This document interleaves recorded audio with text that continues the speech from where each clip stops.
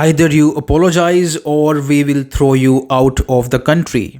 That is not usual for a US envoy to get this awful treatment on foreign soil.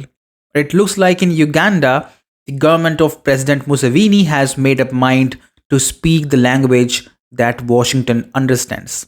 The East African nation's military chief, General Muhoozi, on X, accused US Ambassador William Popp of disrespecting the president and the constitution of Uganda. Muhoozi alleged that Ambassador Popp was hand in glove with opposition parties and so called NGOs to work against the current government.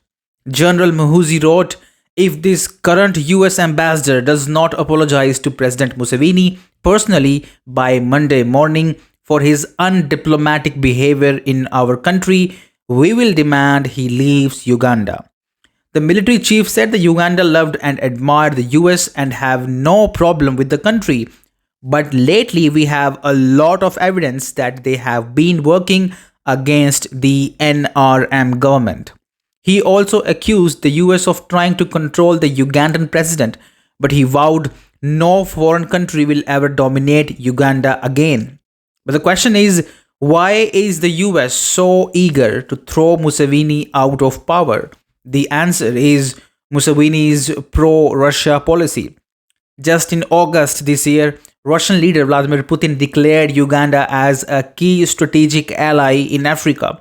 The two nations have vowed to deepen their ties in areas such as defense and security. Later that month, Russia also gifted Ugandan army gifts worth $100 million. That is nearly 10% of the country's total defense budget.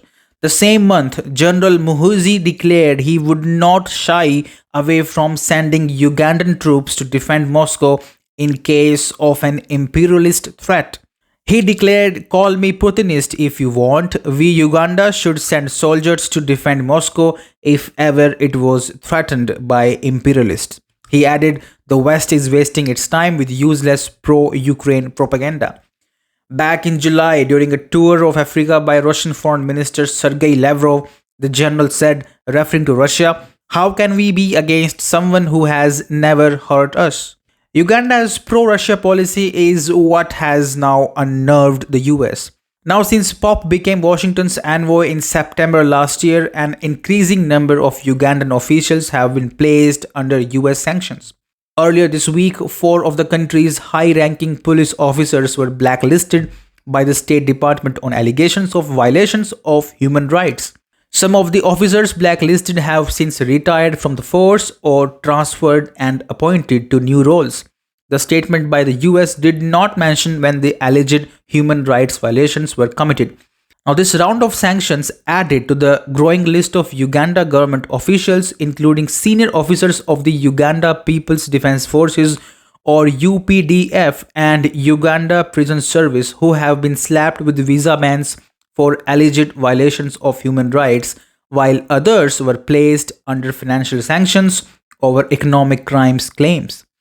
Not just the US, the UK in April had also designated the Speaker of Uganda Parliament, Anita, among as well as former and current cabinet ministers on claims of engaging in serious corruption and violation of human rights. So the US resorts to imposing sanctions on countries when they do not dance to Washington's tunes.